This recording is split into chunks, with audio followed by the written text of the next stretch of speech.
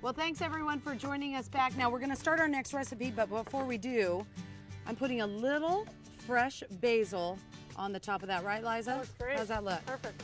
Perfect? Perfect. And that's what the recipe calls for, and that's what you'll do at home. Now, you've been chopping, you've been working. I have. We are doing for our next dish featuring garlic, braised Romano beans. So this is one of the first things. Oh, I love these. These come into season pretty early in the summer. These are big, broad green beans, and they just have a great texture.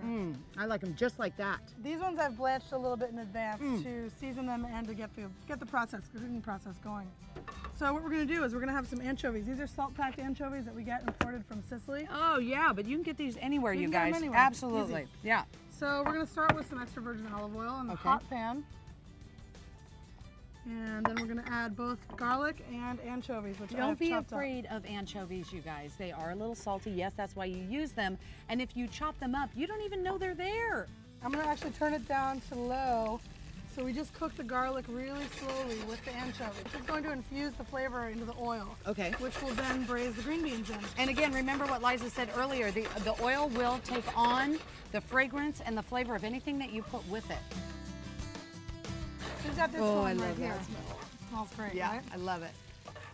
Now, this recipe takes about how long? I'd say start to finish, and it's not labor intensive, but it takes about 10 minutes. Oh my God, that's easy. So it's not too long. Yes, and with these beans being so in season and so beautiful and colorful, it's exactly the time to do it. Perfect time of year. Yeah.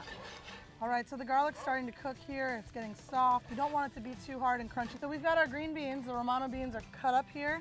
We're just gonna dump them in.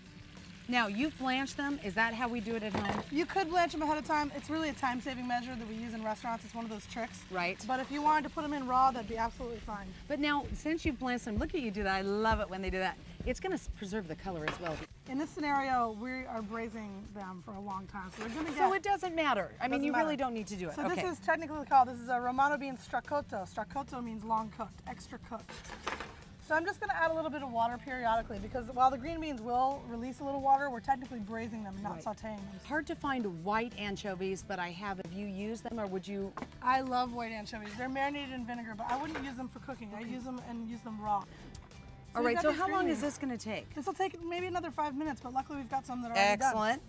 I think these are them down here. Yes, these are them.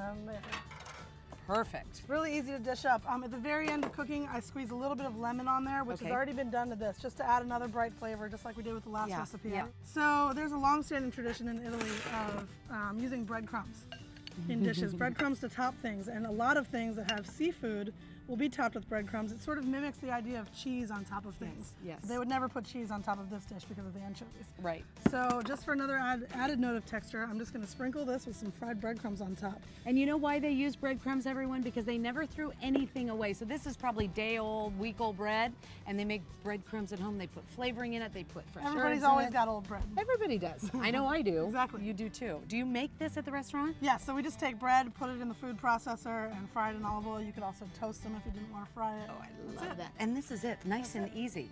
Fresh, perfect for summer, an easy dish. All right, you guys can handle this at home. And the recipe's on our website. We're gonna go to a quick break, but we'll be right back.